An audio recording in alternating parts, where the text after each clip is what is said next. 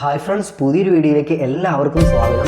ഇന്നത്തെ വീഡിയോയിൽ ഞാൻ നിങ്ങളിലേക്ക് പരിചയപ്പെടുത്തി തരുന്നത് ഒരു VPN വേണ്ട, എന്നാൽ ക്രോം ബ്രൗസറും അല്ല, എന്നാലും നമുക്ക് നല്ല രീതിയിൽ സേഫ്റ്റിയും കാര്യങ്ങളൊക്കെ ലഭിക്കുന്ന, നിങ്ങൾക്ക് സ്വകാര്യമായിട്ട് എന്തെങ്കിലും വെബ്സൈറ്റ് സന്ദർശിക്കണമെന്നുണ്ടെങ്കിൽ തീർച്ചയായിട്ടും നിങ്ങൾക്ക് ഉപകാരപ്പെടുന്ന ഒരു ആപ്ലിക്കേഷൻ്റെ റിവ്യൂ ആണ് ഇന്ന് ഞാൻ നിങ്ങൾക്ക് പരിചയപ്പെടുത്തി തരുന്നത്.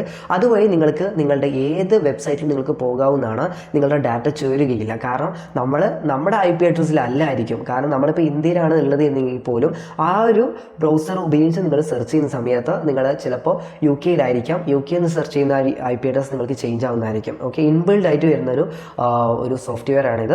സോ ഓക്കെ, അപ്പം അത് നമുക്ക് ഡീറ്റെയിൽ ചെക്ക് ചെയ്യാം. അതിന് മുമ്പായിട്ട് നിങ്ങൾ ഇതുപോലെയുള്ള ഉപകാരപ്പെടുന്ന ഇൻഫോർമേറ്റീവ് വീഡിയോസ് ലഭിക്കുവാൻ വേണ്ടി തീർച്ചയായിട്ടും നമ്മുടെ ചാനൽ ഒന്ന് സബ്സ്ക്രൈബ് ചെയ്തോളൂ. വീഡിയോക്ക് ഒന്ന് ലൈക്കും കൂടിയും ചെയ്ത് സപ്പോർട്ട് ചെയ്യുക. നിങ്ങൾ ഫേസ്ബുക്കിലാണ് വീഡിയോസ് കാണുന്നെങ്കിൽ ഫേസ്ബുക്ക് പേജ് ഒന്ന് ഫോളോ ചെയ്തിട്ട് വീഡിയോക്ക് ലൈക്ക് ചെയ്യുക. ഈ ഒരു ആപ്ലിക്കേഷൻ്റെ ലിങ്ക് താഴെ ഡിസ്ക്രിപ്ഷൻ ബോക്സ് നൽകുന്നുണ്ട്. അവിടെ നിങ്ങൾ ക്ലിക്ക് ചെയ്യുന്ന സമയത്ത് നമ്മുടെ വെബ്സൈറ്റിലോട്ടായിരിക്കും വരുന്നത്.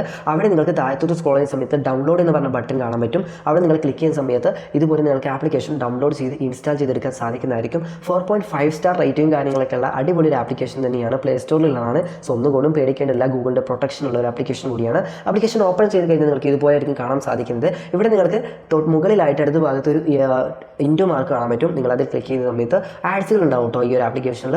ഓക്കെ, അപ്പോൾ നിങ്ങൾക്ക് ഇവിടെ നിങ്ങൾക്ക് നോക്കിയാൽ തന്നെ കാണാൻ സാധിക്കുന്നതായിരിക്കും.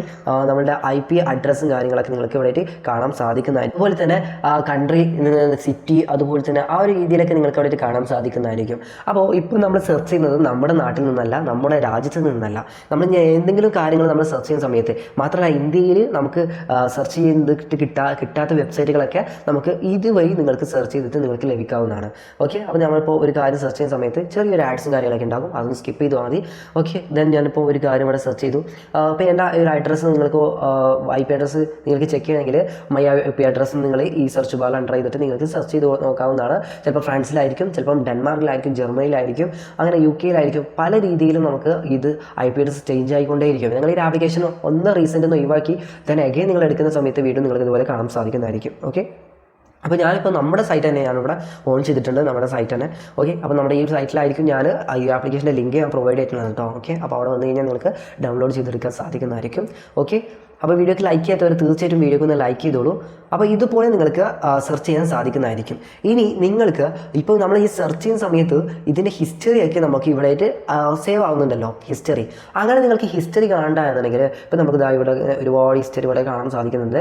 കാരണം ഇത് നമ്മളുടെ ഗൂഗിളിൻ്റെ ഇതിലാണ് നമ്മളിപ്പോൾ സെർച്ച് ചെയ്തുകൊണ്ടിരിക്കുന്നത്. നമ്മളിപ്പോൾ ഈ ഒരു ആപ്ലിക്കേഷൻ ഉപയോഗിച്ചാണ് സെർച്ച് ചെയ്യുന്നുണ്ടെങ്കിൽ പോലും ഗൂഗിളിൻ്റെ സെർച്ച് എഞ്ചിനാണ് യൂസ് ചെയ്യുന്നത്. അപ്പോൾ അതുകൊണ്ട് തന്നെ നിങ്ങളുടെ സെറ്റിങ്സിൽ ജനറൽ ഓപ്ഷൻ എടുത്തു കഴിഞ്ഞാൽ നിങ്ങൾക്ക് ഇവിടെയായിട്ട് ഗൂഗിളിൻ്റെ സെർച്ച് എഞ്ചിൻ മാറ്റിയിട്ട് നിങ്ങൾക്ക് ഡക്ഡഗോ എന്ന് പറഞ്ഞതിലേക്ക് സ്വിച്ച് ചെയ്ത് കഴിഞ്ഞിട്ട് നിങ്ങൾ സെർച്ച് ചെയ്യുന്ന സമയത്ത് ഡക്ഡഗോ വഴിയായിരിക്കും നിങ്ങൾ സെർച്ച് എഞ്ചിനിൽ സെർച്ച് ചെയ്യാൻ പോകുന്നത്. അപ്പോൾ ഇതുവഴി നിങ്ങൾ സെർച്ച് ചെയ്യുന്ന സമയത്ത് നിങ്ങൾക്ക് കിട്ടുന്ന ചെറിയൊരു പ്രോബ്ലം എന്ന് വെച്ചാൽ കുറച്ച് ഡീപ്പായിട്ടുള്ള വെബ്സൈറ്റിലോട്ടൊന്നും, ചെറിയ വെബ്സൈറ്റിലോട്ടൊന്നും നിങ്ങൾക്ക് സെർച്ച് ചെയ്ത് പോകാൻ സാധിക്കില്ല.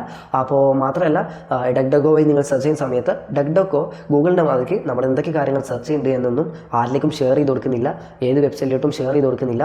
മാത്രമല്ല ഹിസ്റ്ററി ഡൗൺലോഡ് ചെയ്ത് വെക്കുന്നില്ല. ഈ ഒരു രീതിയിൽ നിങ്ങൾക്ക് സെർച്ച് ചെയ്ത് കൊടുക്കാവുന്നതാണ് ഡക്ഡഗോ ഗൂഗിൾ സെർച്ച് എഞ്ചിൻ ഉപയോഗിച്ചിട്ട്. മാത്രമല്ല, നിങ്ങളിത് പ്രൈവസി ആയിട്ട് എന്തെങ്കിലും കാര്യങ്ങൾ സെർച്ച് ചെയ്യുന്ന സമയത്ത് മാത്രമായിരിക്കണം ഇതുപോലെ നിങ്ങൾ ചെയ്യേണ്ടത്.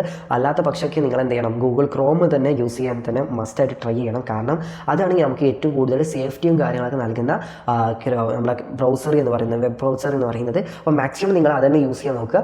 ചില സമയത്ത് നിങ്ങൾക്ക് എന്തെങ്കിലും പ്രൈവസി ആയിട്ട് ചെക്ക് ചെയ്യുകയാണെന്നുണ്ടെങ്കിൽ ജസ്റ്റ് ഇത് ഓപ്ഷൻസ് ആണ്, നിങ്ങൾക്ക് സെലക്ട് ചെയ്യാവുന്നതാണ്. അത്ര മാത്രമേ ഉള്ളൂ. ഓക്കെ, അപ്പോൾ ഇതുപോലെയുള്ള നല്ല യൂസ്ഫുൾ ആകുന്ന ഇൻഫോർമേറ്റീവ് വീഡിയോസ് ലഭിക്കുവാൻ വേണ്ടി തീർച്ചയായിട്ടും ചാനൽ സബ്സ്ക്രൈബ് ചെയ്തോളൂ, വീഡിയോസ് ഒന്ന് ലൈക്ക് ചെയ്തോളൂ. സോ നമുക്ക് നെക്സ്റ്റ് വീഡിയോ ആയിട്ട് വീണ്ടും കാണാം. Thanks for watching.